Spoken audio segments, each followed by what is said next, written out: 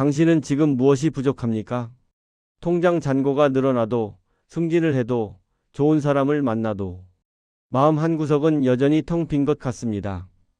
이 정도면 됐다고 생각하는 순간, 또 다른 무언가가 눈에 들어옵니다. 우리는 늘 조금만 더를 속삭입니다. 조금만 더 있으면, 조금만 더 되면, 그때는 편안할 거라고. 하지만 그 조금 더는 끝이 없습니다. 오늘은 이 끝없는 불안의 정체에 대해 이야기하려 합니다. 왜 우리는 이미 충분한데도 마음이 편치 않은 걸까요? 왜 채워도 채워지지 않는 걸까요? 이 이야기의 진짜 핵심은 뒤에서 나옵니다. 끝까지 들으셔야 삶을 바라보는 시선이 달라질 겁니다. 우리가 느끼는 부족함의 실체. 우리는 늘 무언가 부족하다고 느낍니다. 더 많은 돈, 더 나은 직장, 더 좋은 집. 하지만 정말 그것들이 없어서 불안한 걸까요? 한 남자 이야기를 해보겠습니다.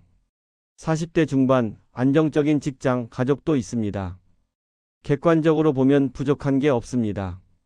그런데 이 사람은 매일 아침 출근길에 불안합니다. 이 정도로 괜찮은 건가? 남들은 더 잘 사는 것 같은데. 그는 SNS를 봅니다. 친구는 더 큰 차를 샀고 후배는 집을 샀습니다. 그 순간 자기 삶이 초라해 보입니다. 분명 어제까지는 괜찮았는데 말이죠. 여기서 질문 하나. 당신의 불안은 정말 부족해서 생긴 걸까요? 아니면 비교해서 생긴 걸까요? 갈증은 목마름이 아니라 습관이다. 불교에서는 이것을 가래라고 부릅니다. 목마른 것처럼 계속 원하는 마음. 그런데 중요한 건 이 갈증은 실제 목마름이 아니라는 겁니다. 마치 습관처럼 우리는 계속 무언가를 원합니다. 배가 고파서가 아니라 먹는 게 습관이 된 것처럼. 부족해서가 아니라 채우는 게 습관이 된 겁니다. 한 여성의 이야기입니다. 그녀는 옷장이 넘쳐나는데도 백화점에 갑니다.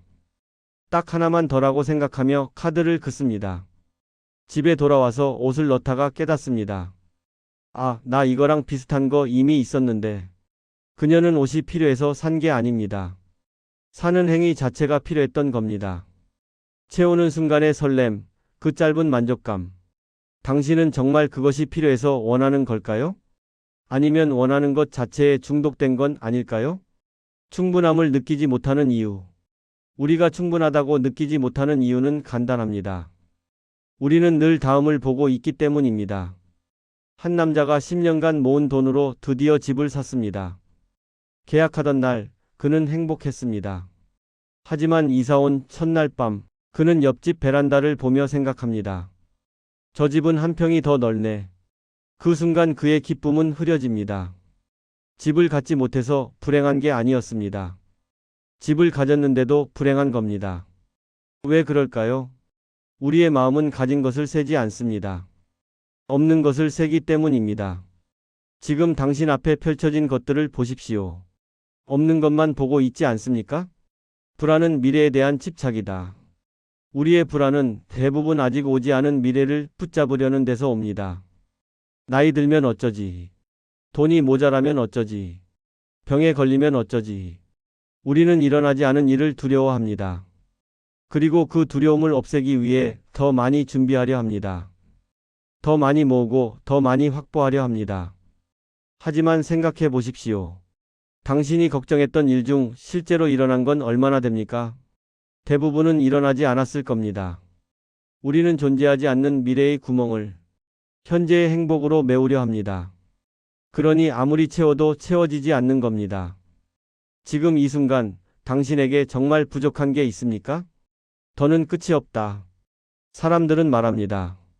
조금만 더 있으면 편안해질 거야. 하지만 조금 더를 가진 사람들은 어떻습니까? 그들도 여전히 조금만 더를 말합니다. 연봉 3천만 원일 때는 5천만 원이면 충분하다고 생각했습니다. 5천만 원이 되니 7천만 원이 필요해 보입니다. 1억이 되어도 마찬가지입니다. 이것은 금액의 문제가 아닙니다. 마음의 구조 문제입니다. 우리 마음은 더라는 방향으로만 작동하도록 길들여져 있습니다. 만족은 도착지가 아니라 태도입니다. 지금 만족하지 못하면 어떤 것을 가져도 만족하지 못합니다. 당신은 언제쯤 이제 됐다고 말할 수 있겠습니까? 비교는 평화를 훔쳐간다. 불안의 가장 큰 원인은 비교입니다. 우리는 혼자서는 불행하지 않습니다. 타인과 비교하는 순간 불행해집니다. 한 여성이 있습니다. 남편은 성실하고 아이는 건강합니다. 그녀는 행복했습니다. 그런데 동창회에서 친구를 만났습니다. 친구 남편은 의사였습니다. 집도 더 컸고 아이는 외국어 학교에 다닙니다. 그 순간부터 그녀의 삶이 달라 보였습니다. 남편이 늦게 들어오면 짜증이 났습니다. 아이가 공부를 안 하면 불안했습니다. 무엇이 바뀐 걸까요? 그녀의 삶은 하나도 변하지 않았습니다. 단지 그녀의 기준이 바뀌었을 뿐입니다. 당신이 들고 있는 그 눈금은 누가 정한 겁니까? 충분함은 관점의 문제다. 어떤 사람은 적은 것에도 만족하고 어떤 사람은 많은 것에도 불만입니다. 이것은 가진 것의 차이가 아닙니다. 보는 방식의 차이입니다.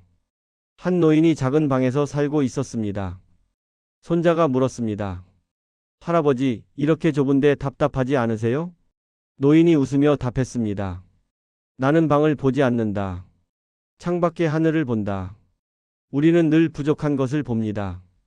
하지만 가진 것을 보는 연습을 하면 풍경이 달라집니다. 지금 당신 곁에 있는 것들을 당신은 얼마나 자주 바라봅니까? 놓아야 비로소 채워진다. 불교가 말하는 무소유는 아무것도 갖지 말라는 뜻이 아닙니다. 집착을 놓으라는 뜻입니다. 우리는 쥐고 있어야 안심합니다.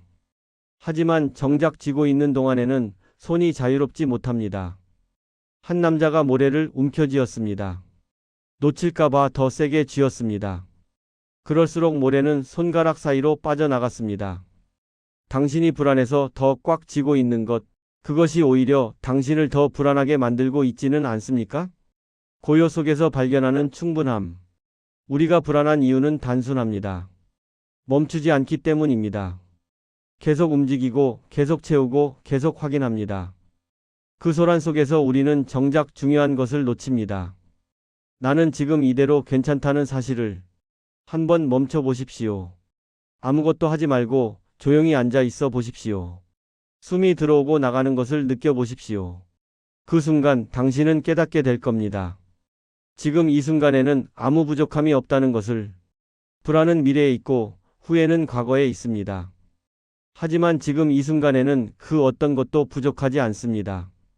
마무리 조용한 여운. 충분하다는 것은 더 이상 원하지 않는 게 아닙니다. 지금 가진 것의 의미를 아는 겁니다. 당신이 오늘부터 할 수 있는 일은 단 하나입니다. 오늘 하루 없는 것 대신 있는 것을 세어 보십시오. 그것이 불안에서 벗어나는 첫걸음입니다.